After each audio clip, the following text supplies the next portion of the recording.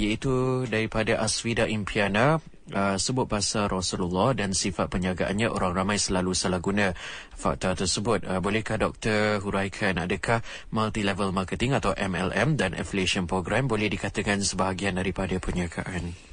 Baik, saya kira kan multi-level marketing adalah perniagaan sekiranya apa yang dijual itu benda yang betul-betul mempunyai keperluan orang untuk membelinya.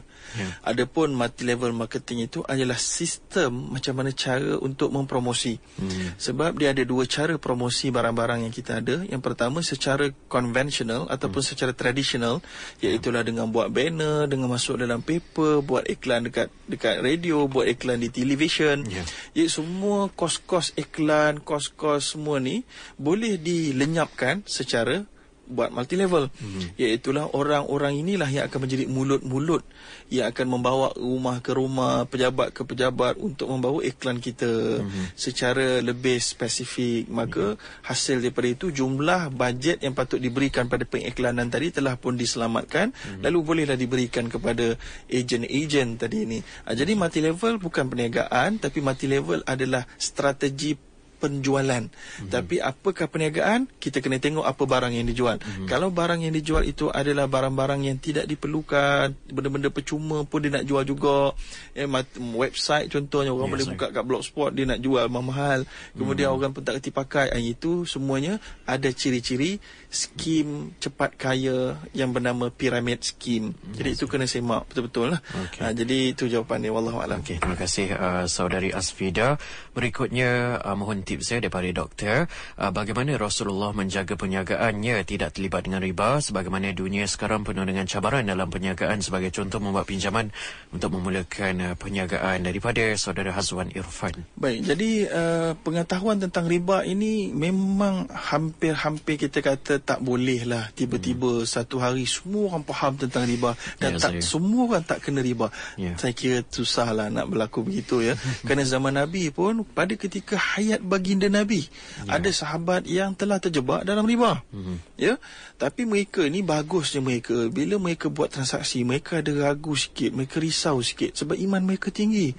Kerana itulah Nabi sebut istafti qalbak, mintalah fatwa daripada hati kamu. Jadi kalau hari ni kita minta fatwa daripada hati kita, semua boleh belaka lah. Tapi sahabat-sahabat ni, bila Nabi sebut mintalah fatwa daripada hati kamu, itu bermaksud iman kamu. Lalu bila mereka, dan juga Nabi sebut al-ithmu ma haka fi sadri wa yakrah an yattali'a alaihi nas, iaitulah dosa itu ciri dia benda yang kamu tu rasa nak buat tu rasa berdebar, kemudian kamu tak mahu orang tahu. Jadi itu zaman-zaman Nabi dulu, Nabi sebut benda ni relevan pada zaman Nabi, zaman kita. Tapi zaman kita ni, bila orang tak ada iman langsung, dia tak berdebar langsung nak buat dosa. Itu kita bimbang, dia salah faham hadis ni. Maka Nabi sebut pada ketika itu orang yang ada iman. Maka sahabat-sahabat ni bila dia buat, contohnya yang adalah hadis yang sahih, yang sahabat yang menukarkan tamar yang lama dengan tamar janib, dengan tamar radi, tamar yang buruk dengan tamar yang baru. Lepas dia buat tu, dia rasa betul ke kita ni? Maka dia jumpa Nabi. Maka Nabi berkata la taf'al, maka jangan buat, itu riba, kamu pulang balik. Nampak tak? Sahabat ni telah jatuh dalam riba ketika hayat Nabi. Dan begitu juga dalam kes-kes yang lain, Nabi pernah menyebutkan tentang pada Hajatul Wada', pada haji yang terakhir, Nabi sebut semua riba telah aku pijak pada hari ini. Bermula dengan riba yang dibuat oleh Al-Abbas, pakcik aku. Al-Abbas, pakcik Nabi. Maka apakah dia hukum riba-riba yang dibuat oleh orang-orang ni sebelum mereka sedar itu riba?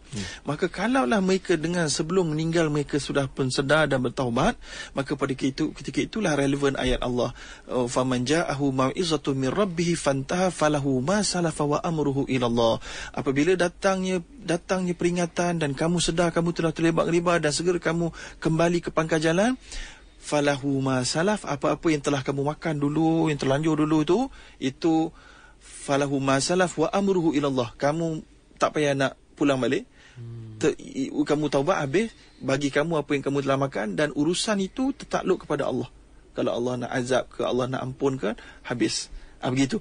Jadi hari ini bagaimana? Hari ini maknanya kita seberdaya mungkin kita kena belajar. Supaya kita tidak jatuh dalam riba ini. Sebab hari ini kita bimbang ada orang yang jatuh dan dia tak sedar sampai dia mati. Ini tidak ada excuse. Kerana Nabi telah disebut dalam satu kaedah fiqh, al-jahlu bil ahkam fi daril Islam laisa udhran. Disebutkan oleh Imam As-Suyuti, iaitulah kejahilan dalam negara yang sebuah negara Islam yang ada ulama, ada buku, ada kitab, ada hadis. Tidak ada excuse di akhirat kelak. Kejahilan dalam negara yang begitu. Wallahu a'lam. Baiklah, bagi anda